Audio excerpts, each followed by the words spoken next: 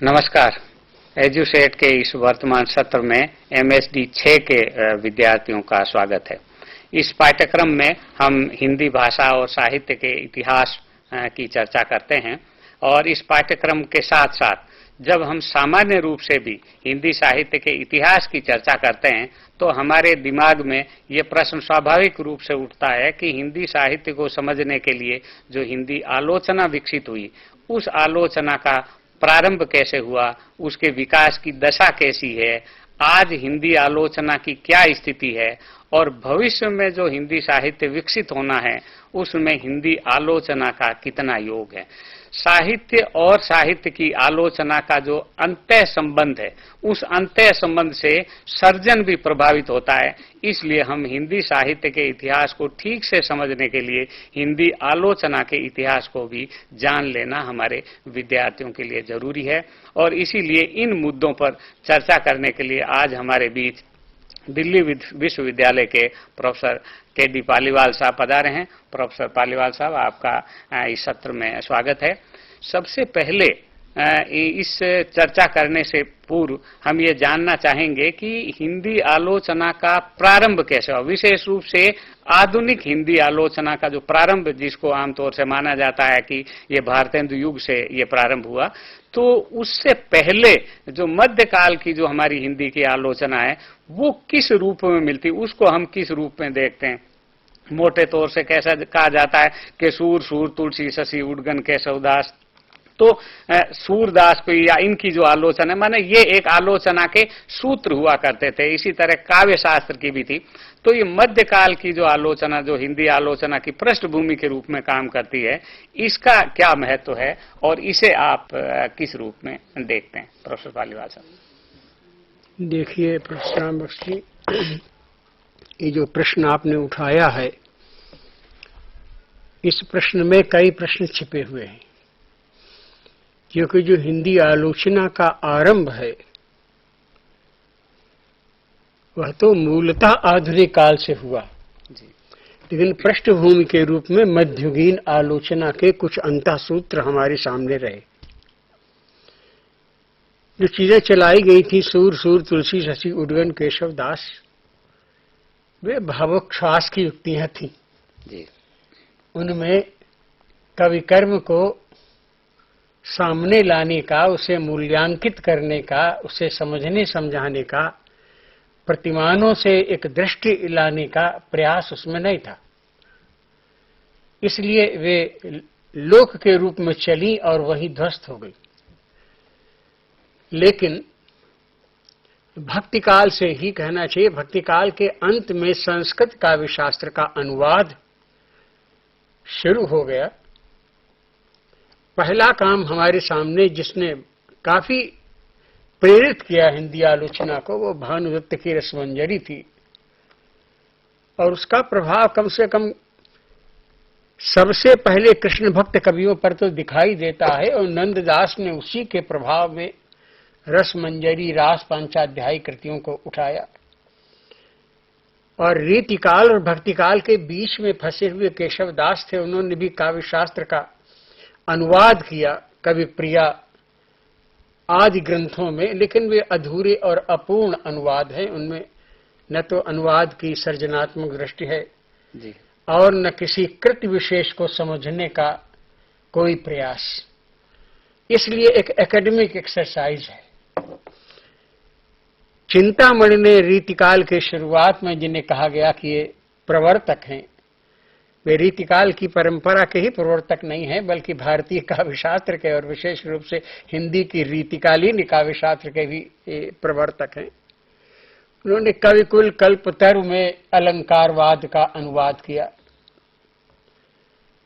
रीतिवाद जिसे बाद में कहा गया। अलंकारवाद में ये था कि भामा, दंडी, रुद्रट, रुय्यक आदि ने ये कहा था कि कविता की प्राण चेतना अलंकार है जी। और अलंकार माने है कविता का संपूर्ण सौंदर्य। लेकिन संस्कृत काव्य शास्त्र में इसका बड़ा विरोध हुआ। उन्होंने कहा अलंकार रीति रंग संस्थानवत है, ये काव्य का शरीर है, ये काव्य की आत्मा नहीं है। तो आत्मा अलग करके देखना, शरीर अलग करके देखना, ये तो खंड खंड टुकड़े वाली आलोचना थी, इसलिए ये रुकी नहीं।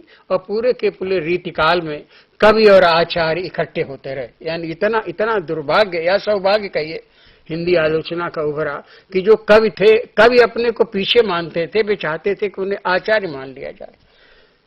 इसका एक प्रमाण यह है कि आप भूषण तक को देखिए, जो कि शिवाजी के दरबार में दरबारी काव्य परंपरा में जी रहे थे, लिख रहे थे। उनके मन में भी है कि हम कवि माने जाएं या आचार्य माने जाएं। तो उनका सबसे पहला जो प्रयोग उनका है, जहां एक उपमेय के होत बहुत उपमान और कहत ताहि मालोपमा भूषण सुकवि सुजान। और फिर उसका उदाहरण देखे, लिखा इंद्र जिमि जम्ब पर बाढ़ स्वम्ब पर, वे उनको उदाहरण दिया। तो लक्षण उदाहरण, इससे कोटियां बनी, इससे वर्गीकरण बना। और वर्गीकरण प्राय अधूरे और अपर्याप्त होते हैं। वे न सामान्य पाठक की समझ को गहरा बनाते हैं, न विशिष्ट पाठक की समझ को गहरा बनाते हैं, क्योंकि उनमें अंतर्दृष्टि नहीं होती जो कि हम आगे बढ़ा सकें। इस तरीके से पूरे के पूरे रीतिकाल के अंतिम आचार्य भिखारी दास है। और भिखारी दास ने जो पूरी की पूरी काव्य परंपरा थी, उसे थोड़ा थोड़ा लेके वही काम किया जो संस्कृत काव्य शास्त्र में मम्मट ने किया था। तो मम्मट चूंकि संस्कृत काव्य शास्त्र के समझौतावादी आचार्य थे और वही काम भिखारी दास ने काव्य निर्णय में किया, तो प्रतिमानों में तो समझौता हो नहीं सकता। या तो आप स्पष्ट कहिए कि रस के प्रतिमान से हम मूल्यांकन करेंगे, या ध्वनि के प्रतिमान से मूल्यांकन करेंगे, या वक्रोक्ति के प्रतिमान से मूल्यांकन करेंगे। फिर भिखारी दास को यह समझ नहीं है कि कविता में काव्य भाषा की कितनी सर्जनात्मक भूमिका होती है, क्योंकि जो वस्तु तत्व का और रूप तत्व का वर्गीकरण सुविधा के लिए वर्गीकरण है, अंततः एक कृति जो है, एक कलाकृति है, अपने समग्र सौंदर्य को धारण किए होती। इसलिए उन्होंने खंड खंड करके काव्य निर्णय में जो बात की, उससे निर्णय तो खैर हो ही नहीं पाया, बल्कि बहुत उलझ गई। इसीलिए वो आचार्य रामचंद्र शुक्ल ने कहा कि ये संक्षिप्त उद्धरणी संस्कृत काव्य शास्त्र की प्रस्तुत कर दी। और बिल्कुल सही कह रहे हैं। रामचंद्र शुक्ल ने कहा कि ये संस्कृत काव्य शास्त्र की उद्धरणी है जी। इसमें कोई मौलिक उद्भावना नहीं है जी। हिंदी में कहना चाहिए व्यावहारिक आलोचना का आरंभ भारतेंदु युग से होता है जी। आचार्य रामचंद्र शुक्ल कहते हैं कि हिंदी में आलोचना का आरंभ नाटकों से हुआ, और नाटकों में भी उनके मन में था कि संयुक्ता स्वयंवर नाटक की दो जगह बड़ी कठोर आलोचना हुई, गुण दोष विवेचन हुआ। एक आलोचना तो बद्री नारायण चौधरी प्रेमघन ने आनंद कादम्बरी पत्रिका में की, और दूसरी आलोचना पंडित बालकृष्ण भट्ट ने अपने पत्र हिंदी प्रदीप में की। बालकृष्ण भट्ट का ऐसा था कि बालकृष्ण भट्ट थोड़े अंग्रेजी के प्रभाव में भी आ गए थे, और उन्हें अच्छे तरीके से पता था कि काव्य में कल्पना का उपयोग क्या। कल्पना पर उन्होंने निबंध भी लिखा, और अप्रतिभा है, कल्पना है, ये कैसे पर्याय हैं, और सर्जनात्मकता में इनकी संश्लिष्ट भूमिका क्या हो सकती है। इसको लेके उन्होंने संयुक्ता स्वयंवर नाटक के गुण दोष विवेचन किया, और एक तरीके से हिंदी आलोचना का पहला व्यवहारिक पाठ उठाया। वो पाठ कितना महत्वपूर्ण है, महत्वपूर्ण नहीं है, लेकिन एक राह खोजने की तैयारी की। लेकिन हिंदी में सैद्धांतिक आलोचना का पहला पाठ भारतेंदु ने उठाया। भारतेंदु ने नाटक नाम का एक निबंध लिखा, जो सैद्धांतिक आलोचना का कायदे से हिंदी में पहला निबंध है।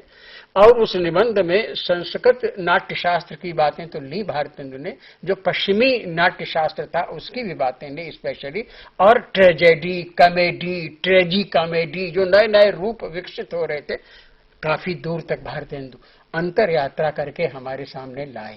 तो सैद्धांतिक आलोचना के एक व्यवस्थित ढांचे को बनता हुआ हम भारतेंदु में देखते हैं, और व्यवहारिक आलोचना का एक बनता हुआ बिंदु हमें जो है बालकृष्ण भट्ट, बद्री नारायण चौधरी प्रेमघन आदि में दिखाई देता है। मतलब अगर हम इसको निष्कर्ष रूप में कहें तो हम ये कह सकते हैं कि हिंदी आलोचना का जो प्रारंभ है वो मूलतः व्यावहारिक आलोचना के रूप में हुआ और सिद्धांत तो शुरू हुआ साथ साथ।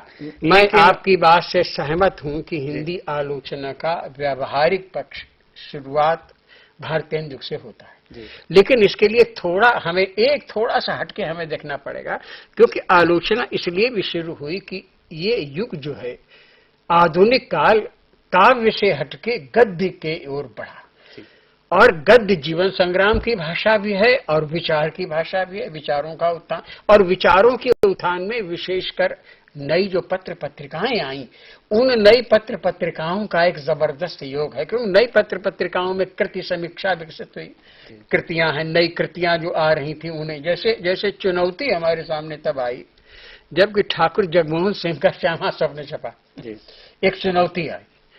और दूसरा हमारे सामने चुनौती तब आई जब भारतेंदु के भतीजे राधा कृष्ण दास के सती प्रताप जैसे पुराने ऐतिहासिक सांचे ढांचे को लिए हुए कभी नाटक आ जाए, कभी उपन्यास आ जाए। तीसरी चुनौती हमारे सामने आई कि जो तिलस्मी उपन्यास थे और जिनमें केवल कौतूहलता और एक तरीके की क्रीड़ा ही क्रीड़ा, और उस क्रीड़ा में निरंतर डूबता हुआ पाठक आगे चला जाए। तो आचार्य शुक्ल के ने यह निष्कर्ष निकालता था कि चंद्रकांता संतति ने हिंदी में नए पाठक पैदा किए, जिसे आज आप बहुत लोकप्रिय साहित्य की कैटेगरी रखते हो। तो लोकप्रिय साहित्य का एक बड़ा आदर्श था, इसलिए उस जमाने में जो परीक्षा गुरु जिसे कहा जाता है कि पश्चिम के तंत्र को लेके, पश्चिम के सांचे को लेके हिंदी का पहला मौलिक उपन्यास लिखा गया, और वह मौलिक उपन्यास दिल्ली की एक कथा पर केंद्रित है, यानी चांदनी चौक के लालाओं के घर का एक रीति रिवाज, न्याय, रस्म, आचार विचार, संस्कृति आदि को लेके लिया गया। लेकिन उस ढंग से उस उपन्यास को समझा नहीं गया, क्योंकि उपन्यास का जो भीतरी समाज शास्त्र था या उपन्यास का जो आंतरिक सौंदर्य शास्त्र था, उसे हम इसलिए नहीं समझ पाए कि हम तो गुण दोष विवेचन में लगे हुए थे। वहीं तक आलोचना हमारी वहीं तक सीमित थी। तो हमारी आलोचना में चुनौतियां तब हमारे सामने खड़ी आई जबकि आचार्य रामचंद्र शुक्ल हिंदी आलोचना में प्रवेश करने की तैयारी करते। और इसके बीच में, आचार्य शुक्ल के बीच में भी एक जबरदस्त प्रवाह हमें ये दिखाई देता है। अचानक मिश्र बंधुओं के और कृष्ण बिहारी मिश्र और पद्म सिंह शर्मा, इन सब के कहने से हिंदी में तुलनात्मक आलोचना नाम की एक अजीब चीज चल पड़ी, जिसमें आलोचना कम, झगड़ा ज्यादा और रस्सा कसी ज्यादा। देव बड़े की बिहारी और देव बड़े बिहारी को भी मान लेने में कोई बुराई नहीं थी। इस तरह की तुलना करके अगर किसी कवि को ये दिखाया जाए कि इसके ये वैशिष्ट हैं और इसके ये वैशिष्ट हैं, लेकिन आलोचना में लिपापोती ज्यादा थी। हमेशा ही कह देते थे कि भाई बिहारी की कविता क्या है, शक्कर की रोटी है, जिधर से भी तो उधर से मीठी है। तो अब इसके लिए बिहारी की कविता शक्कर की रोटी है। आप स्वयं देखेंगे, सुनने में तो ये बात बहुत अच्छी लगती है, लेकिन विचार करने पर यह बात बहुत कष्ट देती है, क्योंकि बिहारी की कविता का जो सामंतवादी ढांचा है, बिहारी की कविता का जो दरबारी ढांचा है, बिहारी की कविता में छिपा हुआ समाज का जो दर्द और दमन छिपा हुआ है, उन संदर्भों को उभारने की यहाँ कोई न तमन्ना है, न कोई अरमान है, और न आलोचना उधर किसी तरीके से। आलोचना तो उस समय की तो वहाँ के कवियों के काव्य सौंदर्य को स्पष्ट कर रही थी। मेरे ख्याल से हिंदी नवरत्नों की खोज की दिशा में बड़े जो मिश्र बंधुओं की जो किताब थी हिंदी नवरत्न, वो बड़ा पीड़ादायक प्रसंग है। हालांकि आपने बड़ी महत्वपूर्ण बात उठाई है, और मैं उस पर थोड़ी बात भी, पीड़ादायक इसलिए है कि नवरत्नों में उन्होंने भारतेंदु को नहीं रखा।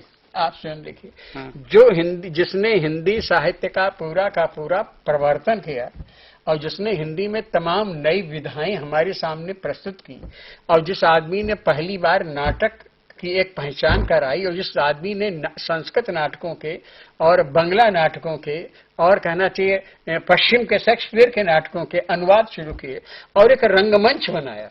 रंगमंच ही नहीं बना, पूरा का पूरा भारतेंदु मंडल बनाया, और उस भारतेंदु मंडल को लेके एक बहुत बड़ा वो चलाया, और लोगों से उस भारतेंदु मंडल के माध्यम से जो नाटक हैं, वे नाटक देखने से भी ज्यादा हमें प्रबुद्ध बनाने वाले नाटक हैं। चूरन साहब लोग जो खाता सारा हिंद हजम कर जाता, चूरन पुलिस वाले खाते सब कानून हजम कर जाते। तो आप देखेंगे कि लोक लय लोक छंद में करारी बातें कही, ऐसी बातें कही जिससे हिंदी प्रदेशों की जनता जागरण में आए, प्रबुद्धता में आए, कम से कम उनकी निगाह जाए कि समाज किन विकृतियों का जबरदस्त शिकार हो रहा है। अच्छा, अगर आलोचना की दृष्टि, बीच में आपको टोक रहा हूँ, आलोचना की दृष्टि से देखें हम, तो कई बार ऐसा नहीं लगता कि हम अपने समकालीन रचनाओं को ना नहीं ठीक से समझ पा रहे हैं, उसके कारण ऐसा हुआ, या उनकी दृष्टि ही ऐसी थी कि वो जिस तरह के साहित्य को पसंद कर रहे थे, जो नवरत्न उन्होंने इकट्ठे किए, उसमें कहीं भारतेंदु की ये जो समाज चिंता है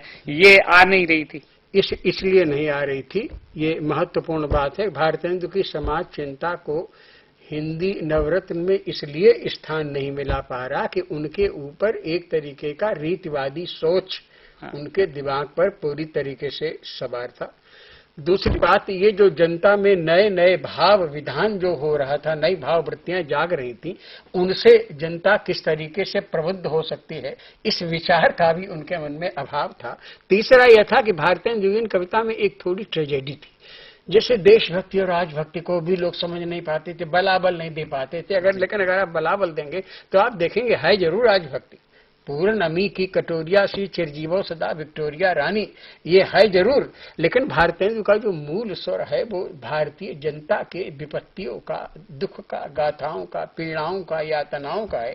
इसलिए भारतेंदु ने जो ये जो बात हमारे सामने चलाई थी कि सेवक गुनीजन के चाकर चतुर के हैं, कविन के हित मीत दान गुण दानी के, सीधन सौ सीधे महाबाके हम बाकेन सौ हरि चंद नगद दमाद अभिमानी के। तो ये व्यंजना से बात कही गई। नगद दमाद अभिमान कौन करता था? अभिमान करते थे अंग्रेज, वे हमारी हर चीज को तुच्छ, हमारी हर चीज को छोटी, हमारी हर चीज को अविश्वासी और हमारी हर चीज को अपर्याप्त मानते थे। तो ये जबकि ओरिएंटल तरीके से लेते यहीं से बहुत कुछ थे। भारतेंदु ने उसका एक जबरदस्त विरोध किया। हिंदी आलोचना को भारतेंदु का ये समझ जो आप बता रहे हैं, ये समझ लेने में 20-25 साल बल्कि 50 साल लगे, प्रगतिवाद के टाइम में समय में ये जाकर गाया, या रामचंद्र शुक्ल ने थोड़ा सा हिंदी आलोचना की इस समझ को लेने में कहना चाहिए हमें 25 वर्ष लगे। 25 वर्ष इसलिए लगे कि सरस्वती पत्रिका के प्रकाशन से आचार्य महावीर प्रसाद द्विवेदी ने जो हिंदी प्रदेशों की अकाल और निर्धनता और भुखमरी और अशिक्षा जो थे उनको लेकर उन्होंने अलग से एक किताब लिखी, उसका नाम था संपत्ति शास्त्र। और उसमें दिखाया कि किस तरीके से अंग्रेज ने इस देश को खतिहर देश बना के बर्बाद कर दिया है, कुटीर उद्योग धंधों बर्बाद कर दिए हैं, किसान अपना खेत बेच बेच के मजदूर हो गए हैं, भूखों मर रहे हैं, एक पूरी व्यवस्था अंग्रेज नष्ट किए दे रहा है। संपत्ति शास्त्र उठाई। दूसरा ये कि जो भारतीय मन कई अंधविश्वासों में, अंधविश्वास न कहिए मतलब रूढ़ियां, क्योंकि अशिक्षा और अज्ञान मिली चली आ रही, समाज शिक्षित वर्ग था ही नहीं बहुत तरीके से, तो उसको लेके आचार्य रामचंद्र शुक्ल ने अंग्रेजी के बहुत से अनुवाद किए। आप खुद देखिए, लाइट ऑफ द एशिया का अनुवाद किया। उस आदमी ने हमारे सामने जो है उस जमाने के जो बहुत बड़े विज्ञानवेत्ता थे और दुनिया भर में जिनकी लाखों प्रतियां छा गए थे, हैकल की जो किताब है रिडल ऑफ द यूनिवर्स, उसकी रामचंद्र शुक्ल जो है विश्व प्रपंच नाम से अनुवाद किया और उस पर 150-200 पेज की भूमिका लिखी और कहा कि इस चक्कर में नहीं रहना चाहिए कि ईश्वर मूंछों वाला है, कि दाढ़ी वाला है, कि ऐसा है कि ऐसा है। ईश्वर जो है एक सताए हुए आदमी की कल्पना है और बहुत ईश्वरवाद और आध्यात्मिकतावाद के चक्कर में नहीं पड़ना चाहिए। और रामचंद्र शुक्ल को आध्यात्मिकता फूटी आंखों पसंद नहीं थी। नहीं, वो शुक्ल जी कहते थे कि आध्यात्मिकता अच्छी है चाहे बुरी है, लेकिन ये कविता का विषय नहीं। वो यहाँ तक। और आचार्य शुक्ल ने यह बात उठाई कि आजकल आध्यात्मिकता के चश्मे बहुत सस्ते हो गए हैं और लोग विद्यापति के पदों पर जब बातचीत करते हैं तो श्रृंगारिकता की बात करने से घबराते हैं, विद्यापति के पदों पर आध्यात्मिकता का आरोपण कर देते हैं। उन्होंने लिखा कि विद्यापति शुद्ध श्रृंगार के कवि हैं, विद्यापति को कृष्ण भक्तों की परंपरा में नहीं समझना चाहिए। तो श्रृंगारिक कवि और भक्त कवि में शुक्ल जी ने एक विभेद किया। तो द्विवेदी युग में रामचंद्र शुक्ल का काफी बड़ा हिस्सा द्विवेदी युग में खप जाता है। हालांकि काफी और जो प्रबुद्ध हिस्सा है रामचंद्र शुक्ल का वो छायावाद में बीतता है। जिसे भी जो द्विवेदी युग का प्रबुद्ध हिस्सा था उसमें आलोचना में एक बड़ा काम ये हुआ कि अर्थ मीमांसा पर बोध गया कि हमें जो अर्थ मीमांसा करनी चाहिए, पुराने साहित्य का जो अर्थ है उसे नए संदर्भों में उठाना चाहिए। दूसरा हिंदी आलोचना का ध्यान गया कि नैतिकता तो है अपनी जगह, लेकिन कवि की अंतर्वृत्तियों की छानबीन होनी चाहिए। उनका भी क्या वृत्ति है, उनकी छानबीन होनी चाहिए। तो जब हम कवि के अंतर जगत को समझेंगे, तो हम कवि के भाव विधान को समझेंगे, भाव विधान को समझेंगे, तो कवि का पूरा जो विभावन व्यापार है, जो विभाव पक्ष है, जो कारक हैं उसके, वे कारक और हेतु हमारे सामने आवेंगे। तीसरा काम ये कि आचार्य शुक्ल ने कि संस्कृत काव्य समीक्षा में जो मक्षिकापात चला आ रहा था, प्रतिभा व्युत्पत्ति और अभ्यास के नाम से, उसको उसे थोड़ा ठेल के पीछे किया और कहा नहीं, कविता में ये तो है, प्रतिभा है, व्युत्पत्ति है, अभ्यास है, लेकिन जो मूल चीज है वो ये है कि रचनाकार रचना को जिस एकाग्रता से जन्म देता है, रचना के भीतर के उस अर्थ को आलोचक या कहना चाहिए प्रबुद्ध पाठक उसे किस तरीके से समझता है। इसलिए रामचंद्र शुक्ल ने जो रसवादी आलोचना प्रस्तुत की, वो रसवादी आलोचना संस्कृत की आलोचना का उस तरीके से ग्रहण नहीं है। रामचंद्र शुक्ल ने रस की बड़ी वैज्ञानिक व्याख्या की, मनोविज्ञान के संदर्भ में उसका विकास किया। और इसीलिए जो निबंध हमारे सामने आए, रस मीमांसा के नाम से निबंध सामने आए, उन्होंने बड़ा कोलाहल मचाया। मैं एक उदाहरण दूं, देखिए प्रसाद, ये कोलाहल ये है कि रामचंद्र शुक्ल के जमाने में रस मीमांसा के निबंध छप नहीं सके, क्योंकि काशी में इन निबंधों का पुराने पंडित बहुत विरोध कर रहे थे, इतना विरोध कर रहे थे कि आचार्य शुक्ल के योग्य शिष्य विश्वनाथ प्रसाद मिश्र ने जब इसे रस मीमांसा नाम से उनकी पुस्तक का संपादन किया, तो उसकी भूमिका में लिखा कि मेरे गुरु जी इस किताब को अपने जीवन काल में देख नहीं सके, क्योंकि काशी के पंडितों में उनकी स्थापनाओं को लेकर बड़ा कोलाहल था। क्योंकि रामचंद्र शुक्ल ने रस में जो चली आती हुई दार्शनिकता थी, या रस में चली आती हुई जो आध्यात्मिकता थी, या जो रस में चला आता हुआ केवल आनंदवाद का चिपका हुआ कीड़ा था, इससे हिंदी आलोचना को मुक्त किया। ये कार्य उन्होंने चिंतामणि के निबंधों में भी किया हुआ, जो भाव और मनोविकार वाले निबंध है, उनको भी हम काव्य शास्त्र के अंतर्गत ही मान सकते हैं। बिल्कुल उन्हें लेना चाहिए, क्योंकि आपने जो बात चिंतामणि के जो निबंध हैं, चिंतामणि के निबंधों में ये हुआ आचार्य शुक्ल के साथ कि चिंतामणि के निबंध विचार वीथी नाम से निकले जी, और शुक्ल जी ने कहा यात्रा के निकलती रही है बुद्धि, लेकिन हृदय को भी साथ लेकर ये सब, और मनोवैज्ञानिक ढंग से उन चीजों को उठाया और उनके भीतर अलग अलग स्थापनाएं की। लेकिन वहीं पर जब आचार्य शुक्ल ने कविता क्या है निबंध लिखा, तो रामचंद्र शुक्ल जिंदगी भर एक ही निबंध लिखते रहे, वो अकेला निबंध है कविता क्या है। कम से कम 9-10 पाठ आज 1909 से लिखना शुरू बराबर 9-10 पाठ आज आपको उसके मिलते हैं, और कभी कोई और पाठ मिल जाए तो कोई आश्चर्य नहीं, मैं नहीं कह सकता। लेकिन अच्छा, ऐसे जो हिंदी की अवधारणात्मक शब्दावली है उसको लेके बड़ा जबरदस्त संघर्ष हुआ है। इस संघर्ष का प्रमाण हमें जो केदारनाथ सिंह का शोध है, जिसका नाम है आधुनिक हिंदी कविता में बिंब विधान, अगर आप देखेंगे तो रामचंद्र शुक्ल की आलोचना पर ही केंद्रित है। क्योंकि रामचंद्र शुक्ल ने, केदारनाथ सिंह के शोध प्रबंध का नाम था हिंदी काव्य में समूर्तन विधान, क्योंकि बिंब के लिए पहले शब्द प्रयुक्त रामचंद्र शुक्ल को शब्द नहीं मिलता, इमेज का क्या करें, समूर्तन विधान बनाया। फिर कुछ दिन के बाद शुक्ल को ध्यान आया कि बिंब के लिए रूप विधान हो सकता है। फिर आचार्य को लगा कि रूप विधान क्या हो सकता है, रूप विधान में तो कंफ्यूजन पैदा होता, तो उन्होंने कहा कि नहीं, एक स्वरूप विधान शब्द रखा जाए। फिर शुक्ल के ध्यान में आया कि नहीं, ऐसा ये भी नहीं हो सकता, चित्रेतना, चित्र हमारे भाव में दे, बहुत शब्दों ने अपर्याप्त, यानी बहुत शब्दों पर बहुत और बहुत दिन बाद आचार्य शुक्ल को ये बोध हुआ कि बिंब है क्या। तो आचार्य शुक्ल ने कविता क्या है निबंध के एक इंपॉर्टेंट पाठ में बात लिखी कि कविता में अर्थ ग्रहण से ही काम नहीं चलता, बिंब ग्रहण अपेक्षित होता है। और बिंब जब होता है तो मूर्त गोचर और निर्दिष्ट का होता है, क्योंकि मूर्त गोचर और निर्दिष्ट बिंब की यही पहचान है। क्योंकि अंततः पश्चिम से बिंबवाद इंद्रियवाद से प्रभावित था। बिंबों का संबंध हमारी इंद्रियों से है, और जो हमारी इंद्रिय और हमारी जो इंद्रियां हैं, जो अरूप है, जो अगोचर है, जो पकड़ में नहीं आने वाला है, जो अगम्य है, ये योगियों का विषय है। आचार्य शुक्ल कहते थे हमारा विषय ही नहीं, योगी सोचे क्या अगम्य है कि नहीं है, लेकिन हमारे सोचने का जो है ये कर्ममय रूप विधान वाला संसार है। इसीलिए उन्होंने जो पहला सैद्धांतिक निबंध लिखा जिससे हिंदी आलोचना को एक जबरदस्त आलोचनात्मक दृष्टि मिली, वो निबंध था काव्य में लोक मंगल की साधनावस्था। और उसी में उन्होंने सिद्धावस्था का साहित्य और साधनावस्था का साहित्य वो वर्गीकरण करके दिखलाया। फिर आचार्य शुक्ल ने रसात्मक बोध के विविध स्वरूप नाम से जो निबंध लिखा, उसमें उन्होंने कहा कि समर्थ विधान कैसे होता है।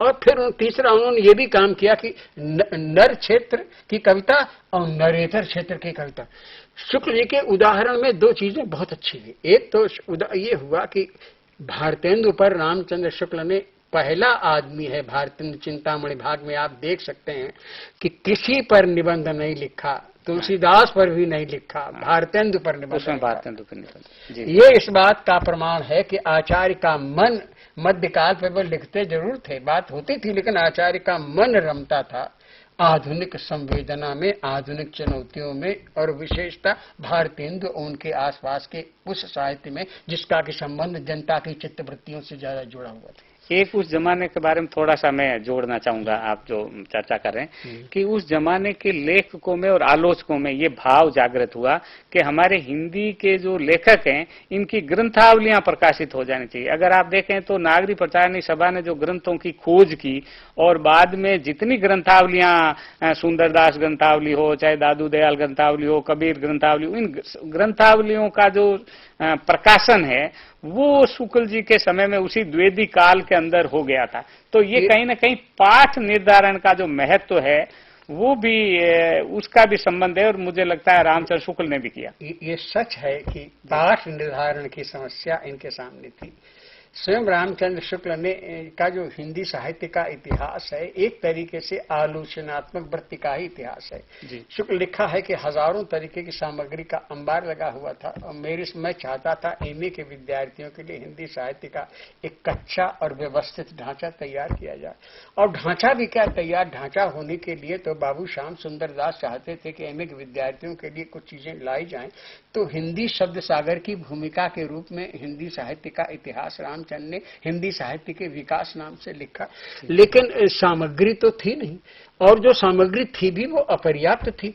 और जो सामग्री मिल रही थी, जैसे मान लिया तुलसीदास ही मिल गई, तुलसीदास की सामग्री मिल गई, उसमें ही बड़े विवाद थे कितने, लेकिन जो विवाद फैले हुए थे वे बड़े बौड़मपन के विवाद थे।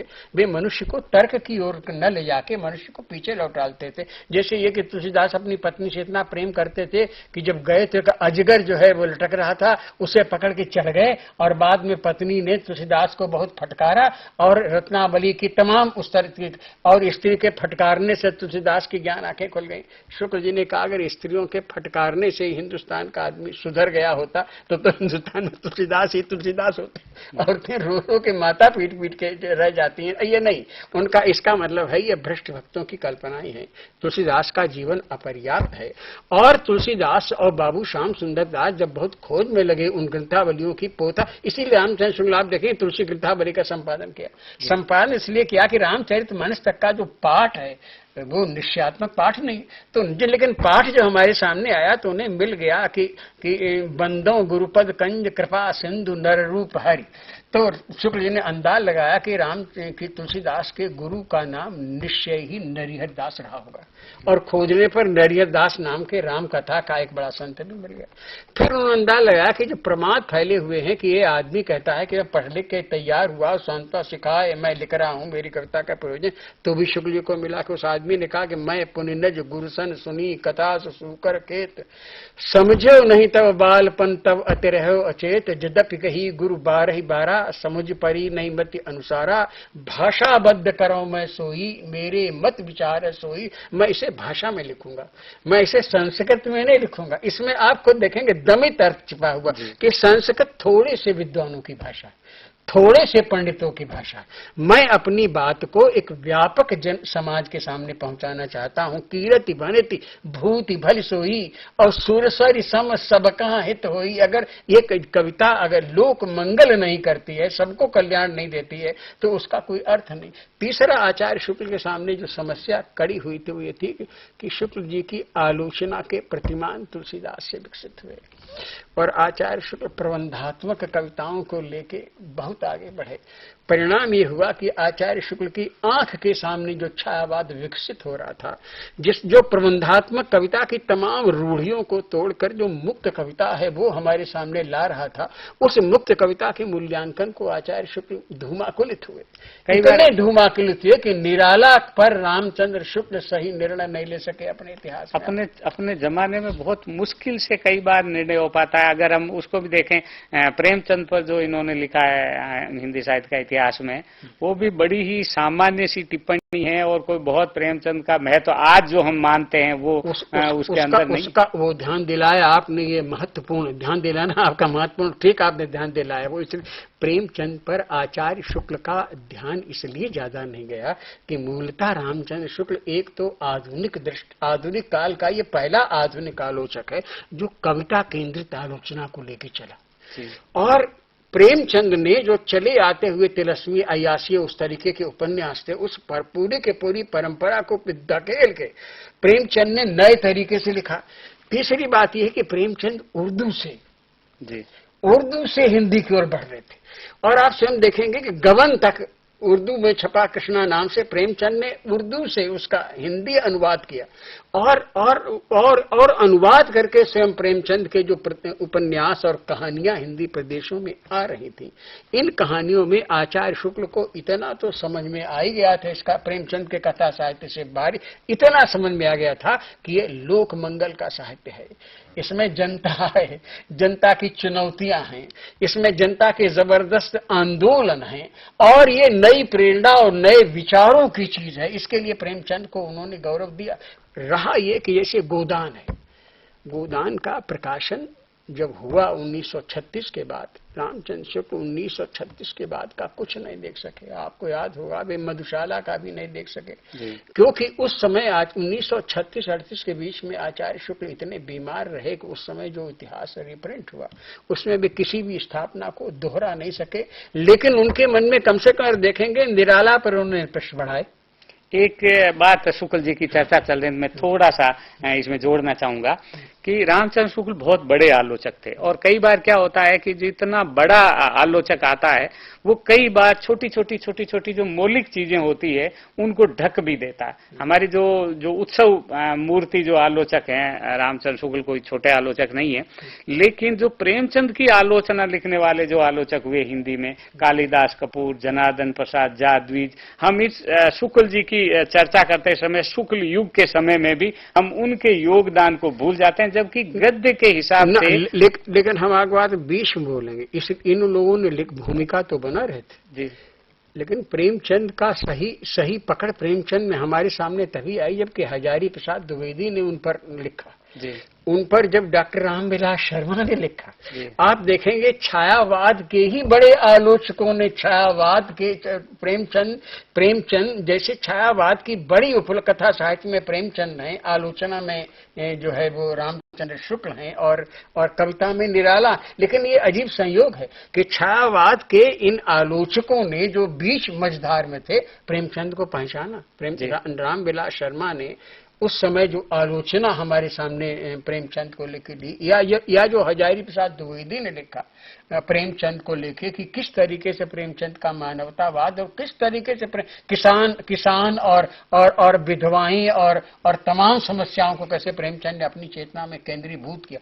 तो छायावाद की आलोचना में जो बीज भाव थे, जो छोटे छोटे भाव थे, वे तो बाहर रह गए। लेकिन उनके पास समस्या ये थी कि रामचंद्र छायावाद के लोग तो छायावाद को डिफाइन करने में लगभग असमर्थ थे, क्योंकि रामचंद्र शुक्ल तो छायावाद को समझते थे कि वो बंगला से आया हुआ है। बाद में उस स्थापना का खंडन हजारी प्रसाद द्विवेदी ने किया कि नहीं, ऐसा कोई बंगला में ऐसा कोई आंदोलन।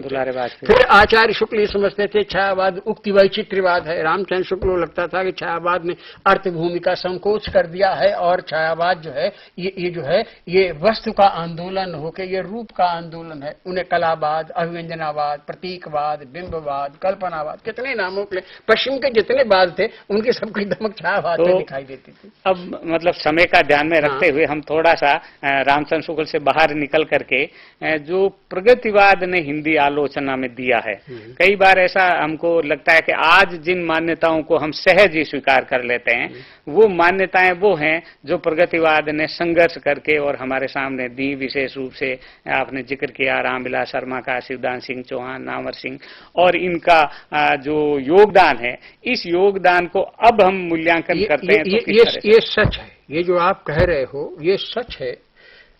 और कहना चाहिए कि छायावाद की जो आलोचना थी उसका बहुत से लोगों ने नाम स्वच्छंदतावाद की आलोचना दिया।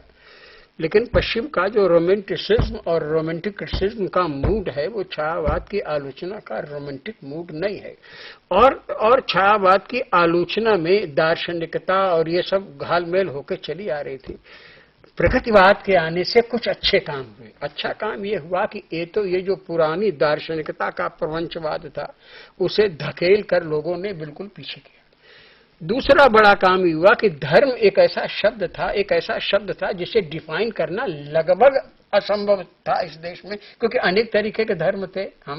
हम बहुल धर्मी राष्ट्र, बहुत बहुसंस्कृत बहुभाषी राष्ट्र, मल्टीकल्चरल, तो उनको लेके उन्होंने कहा कि धर्म वर्म के चक्कर को छोड़ो। जो कविता धर्म के चक्कर को ज्यादा चलाती है, मतलब साहित्य का हिस्सा नहीं है, उसका अंत संप्रदायवाद में होता है। उसका वो शुक्ल जी का था कि साहित्य का हिस्सा, साहित्य से बाहर रखो, बाकी होगा जो भी होगा। अच्छा, दूसरी पीढ़ी उस समय प्रगतिवाद और मार्क्सवादी आलोचना के हमें और फल मिले होते अगर उस समय ये लोगों ने कह के विरोध न किया होता कि तो विदेशी पौधा है, ये भारत की भूमि पे लगे कैसे, ये तो पनपेगा। तो जो अपने और पराये की जो व्याकुलता थी इसने बड़ा अहित किया, क्योंकि जो नए विचार आ रहे थे उन्हें हम उन विचारों को ले ही नहीं सके। काफी समय तक समझ लीजिए कि प्रगतिवाद में सज्जाद ज़हीर और मुल्कराज आनंद ने जो काम किया था और जो बाद में 1936 में काम किया, जिसको लेके रांगे राघव और शिवदान सिंह चौहान और चंद्रबली सिंह और रामविलास शर्मा से लेके नामवर सिंह तक की पूरी पीढ़ी कप गई।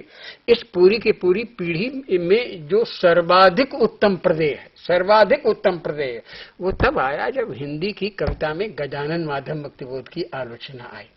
वो इसलिए मैं प्रदेय इसे कह रहा हूँ। रामविलास जी को मैं आदर देता हूँ, नामवर जी को भी आदर देता हूँ, लेकिन सर्वोत्तम तब हुआ कि कृति केंद्रित आलोचना पहले मार्क्सवादी आलोचक ने हमारे सामने लिखी, जिसका नाम है गजानन माधव मुक्तिबोध।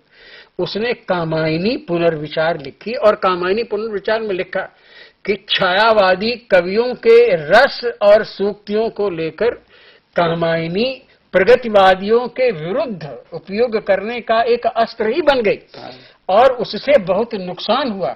और रामचंद्र शुक्ल ने जिस मधुचर्या का अतिरेक किया था, वो मधुचर्या का अतिरेक अंततः रूपकवाद में खप गया। और उन्होंने ये भी कहा कि हृदय और बुद्धि के माध्यम से जो बात होने सिर चढ़ी रही पाई न बुद्धि, उसकी भी एक स्वच्छ व्याख्या नहीं हो सकी। तो मुक्तिबोध ने कहा कि हम व्याख्या अगर करें, अर्थों के आधार पर व्याख्या करें, तो मनु पूंजीवादी व्यवस्था के प्रतीक है। तो ये जो नए शब्दावली थी समाज शास्त्र की, राजनीति शास्त्र की, सौंदर्य शास्त्र की, अर्थशास्त्र की, हिंदी आलोचना का पाठ चौड़ा।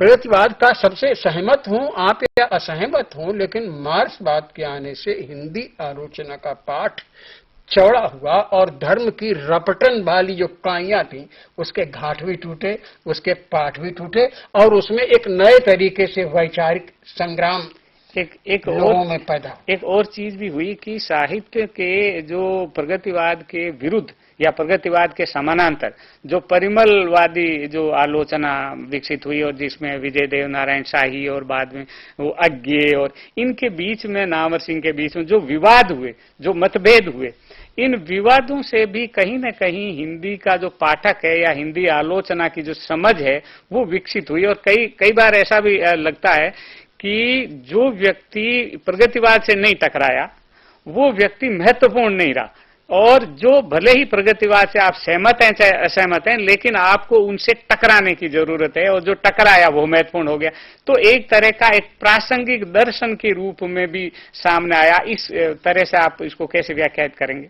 देखिए, ये जो बात उठाई है इसे मैं थोड़ा पलट दूंगा। बात आपकी है, बात आपने कही है, महत्वपूर्ण बात है। देखिए, सबसे ज्यादा अगर हिंदी आलोचना में नए प्रतिमानों और नई अवधारणाओं को सोचने की जबरदस्त बात सबसे पहले अज्ञे ने तार सप्तक की भूमिका में उठाई, इससे पहले किसी ने नहीं। और तार सप्तक में ही आप देखेंगे कि हिंदी में वे लोग जो हिंदी आलोचना के मेरुदंड बहुत जबरदस्त, जैसे गजानन माधव मुक्तिबोध हैं या डॉक्टर रामविलास शर्मा हैं, आप देखेंगे ये तार सप्तक की बनावट के एक जबरदस्त हिस्से हैं और इनके अपने कवि वक्तव्य तार सप्तक में छपे हुए। अज्ञे ने पहली बार परंपरा क्या है, आधुनिकता क्या है, सौंदर्य बोध क्या है, भाषा का संकट क्या है, शब्द क्या है, बहुत बहुत सी बातें उठाई। इन बातों के उठ जाने से लाभ ये हुआ कि अनेक तरीके से हम उन चीजों पर बहस करने लगे, और बहस करने पर गजानन माधव मुक्तिबोध ने फोन कॉल है। हाँ जी, पूछिए। हेलो। हाँ जी सर, प्रगतिवाद के कितने कवि हुए, प्रगतिवाद के कितने लेखक हुए और कब से कब तक प्रगतिवाद माना जाता है? हाँ, ऐसा है कि प्रगतिवाद का प्रारंभ 1936 में हुआ, और इनकी जो साहित्यिक प्रवृत्तियां हैं वो अभी तक हिंदी में सक्रिय हैं, और उनके बहुत महत्वपूर्ण कवियों में नागार्जुन, शमशेर, मुक्तिबोध, इनका जिक्र किया। वो प्रकरण एक अलग है जिसमें प्रगतिवादी कवियों के बारे में आपको बताया जाए। हम यहाँ पर सिर्फ प्रगतिवाद की आलोचना की मूल वृत्तियों के बारे में बात कर रहे हैं। 1936 में प्रगतिशील लेखक संघ की स्थापना हुई। अब अगर आप इसको व्याख्यात इस तरह से करें कि 1936 से लगा करके और सोवियत संघ के विघटन तक एक इतिहास का क्रम है जिसको इसके बीच में देखा जा सकता है, और लेकिन आज भी वो प्रवृत्तियां सक्रिय है जिनके बारे में हम आगे भी बात करेंगे। हाँ, थोड़ा सा जो बात उठाई इसका उत्तर दिया अभी प्रोफेसर साहब ने। देखिए, जो केदारनाथ अग्रवाल ने और त्रिलोचन ने, और कहना चाहिए नरेंद्र शर्मा ने और शिवमंगल सिंह सुमन ने, मतलब एक बहुत व्यापक धारा है प्रगतिवाद के कवियों की। और उस धारा के बीच में एक धारा और कटी प्रगतिवाद के बीच में, जिसे उत्तर छायावाद कहा जाता है। और उस छायावाद में कहना चाहिए जो मखनलाल चतुर्वेदी की और बालकृष्ण नवीन की धारा आई, इसका एक अच्छा परिणाम हुआ कि विजय देव नारायण शाही ने कुछ बातों को लेके हिंदी आलोचना का नया पाठ उठाया, तो जवानी का और एक निबंध लिखा कि ये जो है शमशेर की काव्यानुभूति की बनावट कैसी है, और शमशेर के काव्यानुभूति की बनावट में उन्होंने लक्ष्मीकांत वर्मा जो नई कविता का काव्यशास्त्र और सिद्धांत शास्त्र रच रहे थे, उन्हें एक करारा उत्तर दिया कि जरूरत नई कविता के प्रतिमान बनाने की नहीं है, जरूरत है कविता के ही नए प्रतिमान बनाए जाएं। और कविता के नए प्रतिमान कैसे बनाए जाएं, इसको लेकर उन्होंने छठवां दशक को भी सामने रखा, और व्यवहारिक आलोचना के रूप में शाही ने एक पुस्तक लिखी जिसका नाम है जायसी। और जायसी में उन्होंने एक मॉडल हमारे सामने पेश किया कि मध्यकालीन किसी कवि को हमें कैसे समझना चाहिए।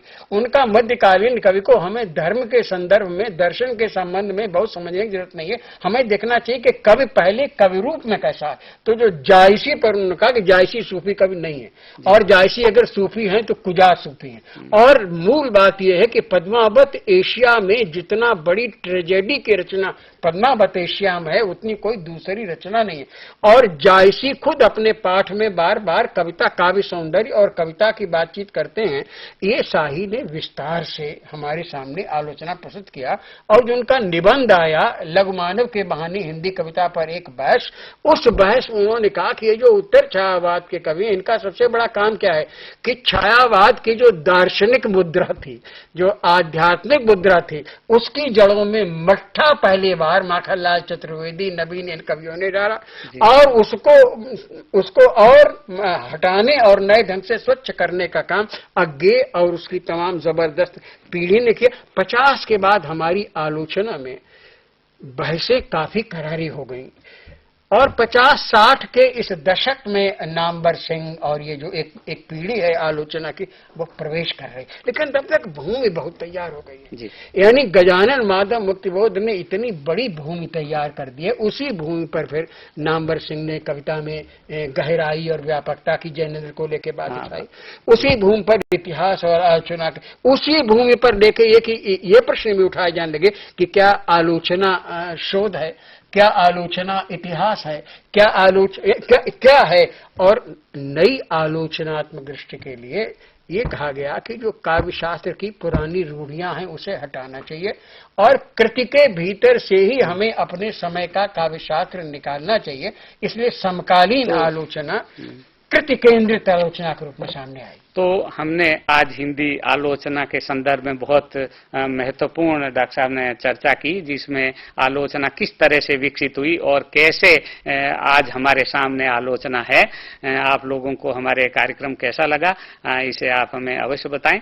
आपने ये कार्यक्रम सुना, इसके लिए आपका बहुत बहुत धन्यवाद। मैं प्रोफेसर श्याम पालीवाल साहब, को आपका भी धन्यवाद देता हूं कि इन्होंने महत्वपूर्ण प्रश्न उठाए और हम लोग एक वैचारिक संवाद को सामने ला सके और उस वैचारिक संवाद के माध्यम से हिंदी आलोचना के कुछ पहलू हम लोग अपने विचार में उभार सके।